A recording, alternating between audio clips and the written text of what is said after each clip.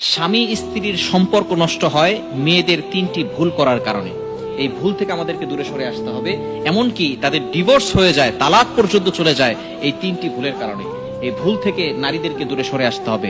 Number one, এক number হচ্ছে নারীদের অতিরিক্ত জেদ।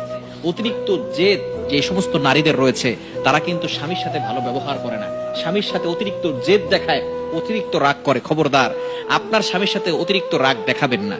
নবীজি সাল্লাল্লাহু আলাইহি ওয়াসাল্লাম এটাকে নিষেধ করে দিয়েছেন। কোন স্ত্রী যদি জানতো তার স্বামীকে কতটুকু ব্যবহার করতে হবে, তার সাথে কতটুকু ভালো ব্যবহার করতে হবে, তাহলে কোনোদিন কোন স্ত্রী তার মুখ তুলে স্বামীর সাথে কথা বলতো না, এতটা ভদ্রতার সাথে কথা বলতো। নবীজি সাল্লাল্লাহু আলাইহি ওয়াসাল্লাম জানিয়ে দিয়েছেন আল্লাহ ছাড়া কাউকে সেজদা দেওয়া জায়েজ নাই। যদি জায়েজ থাকতো স্ত্রী তার স্বামীকে সেজদা করত। যেহেতু আল্লাহ তাআলা ছাড়া কাউকে সেজদা করা জায়েজ নাই, এই জন্য স্বামীকে সেজদা দিবে না। তাহলে একটু চিন্তা করে দেখেন স্বামীকে কতটা শ্রদ্ধা করতে বলা হয়েছে, কতটা আনুগত্য করতে বলা হয়েছে, কতটা খেদমত করতে বলা হয়েছে।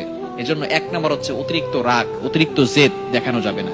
নাম্বার টু, দ্বিতীয় নাম্বার হচ্ছে বেশি বেশি করে স্বামীর সাথে তর্ক করা। অনেক স্ত্রী আছে স্বামীর সাথে তর্ক করে, এটা কখনো করবেন না। স্বামীর সাথে যে সমস্ত স্ত্রীরা ঝগড়া করে, তর্ক করে, স্বামীকে মানসিক ভাবে চাপ দেয়, সেই সমস্ত স্ত্রীরা বেশি দিন সংসার করতে পারে না। নবীজি সাল্লাল্লাহু আলাইহি ওয়াসাল্লাম এই বিষয়ে সতর্ক করে দিয়েছেন, আপনার স্বামীকে মানসিক চাপ দিবেন না। আপনার স্বামী আপনার কাছে হচ্ছে মূল পরিচয়। আপনার স্বামী যদি না থাকে তাহলে আপনি বুঝবেন দুনিয়াটা কতটা কষ্টের হয়। যে সমস্ত নারীদের স্বামী নাই, ডিভোর্স হয়ে গেছে, তালাক হয়ে গেছে, মাঝে মধ্যে তাদের কাছে যাবেন, তাদের সাথে কথা বলবেন, তখন তাদের মুখ থেকে শুনবেন দুনিয়াটা তাদের কাছে কতটা বোঝা হয়ে গেছে। সে তার বাবা মার কাছে পর্যন্ত বোঝা হয়ে যায়।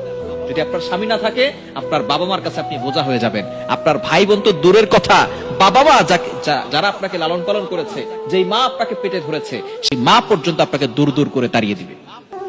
আমাদের কাছে ফোন দিয়ে এক মেয়ে কিছুদিন আগে বলতেছে যে হুজুর, আমার মা, যেই মা আমার সংসার নষ্ট করে দিয়েছে, সেই মা এখন আমাকে ঘর থেকে বের করে দিচ্ছে।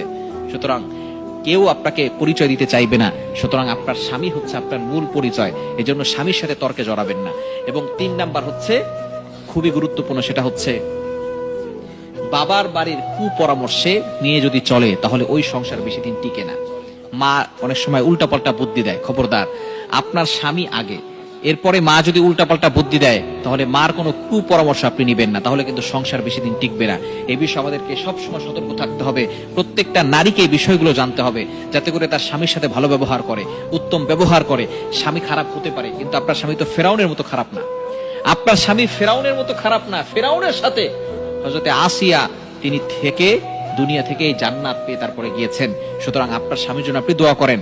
আপনি নামাজ পড়েন না, আপনি রাতের বেলা উঠে তাহাজ্জুদের নামাজ পড়েন না, আপনি 5 ওয়াক্ত নামাজ পড়েন, তাহাজ্জুদের নামাজ পড়েন, আপনার স্বামীর জন্য দোয়া করেন। দোয়া কিন্তু অনেক বড় অস্ত্র। আপনার স্বামী খারাপ হলেও আপনার দোয়ার বদৌলতে আল্লাহ তাআলা আপনার স্বামীকে ভালো করে দিতে পারেন। সুতরাং এই তিনটি মেয়েদের ভুলের কারণে কিন্তু ডিভোর্স হয়। এগুলো থেকে আমাদেরকে দূরে সরে আসতে হবে।